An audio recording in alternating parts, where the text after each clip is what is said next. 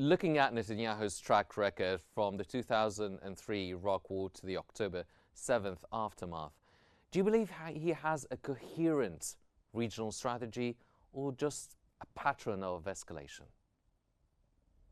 Yeah, so first, a short disclaimer. So I'm not going to defend Netanyahu, and I'm going to try to look at things in a very cold neo-realist way. So not being for him, not being against him, trying to look at things in a cold Machiavellian strategic way, the neo-realist school.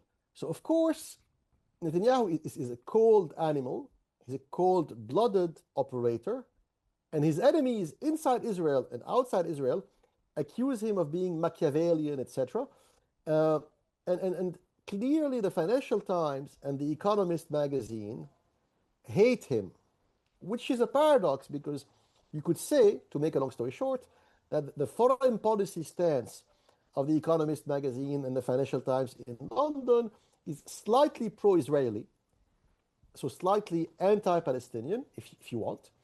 But at the same time, they are anti-Netanyahu. So they think in London and Paris and Brussels, these enlightened European intellectuals, that because they are pro-Israeli, they think they know what's good for Israel.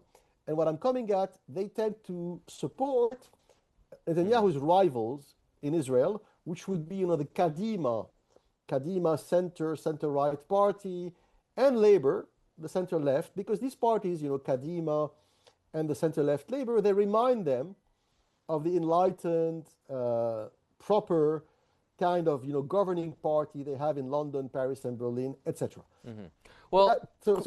Well, sir, critics are saying that Netanyahu is actually mimicking Iran's tactics, destabilizing neighbors, empowering militias, ignoring diplomacy. Would you say that that's a fair comparison? It's a cruel. I would agree with that statement to a certain extent, and it's a cruel irony. And as you said earlier, Hamas was for more than 20 years armed and trained and equipped by Israel. Why? Because they wanted to weaken the PLO, and the PLO and the Palestinian National Movement was a very secular movement. Let's not forget, 60%, it's a lot, 60% of the leaders of the Palestinian nationalist movement for 50 years were actually Christian, Greek Orthodox, Greek Catholic Christian, a minority. So it was very much a secular, non-religious movement. And Israel and people like Netanyahu and his mentors would be Yitzhak Shamir and Menachem Begin, they decided to grow Hamas to hit the PLO. And they did the same in Iraq, because they hated Arab nationalism, and because Baghdad under Saddam Hussein was the leading Arab nationalist country. What did people like Yitzhak Shamir and Netanyahu do?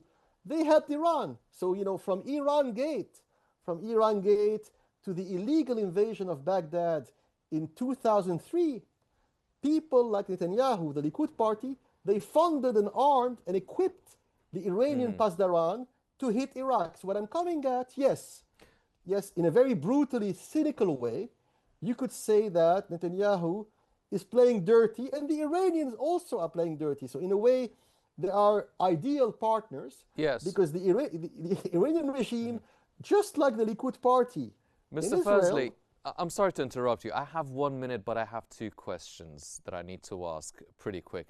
So Arab states such as the UAE and Saudi Arabia are calling for de-escalation.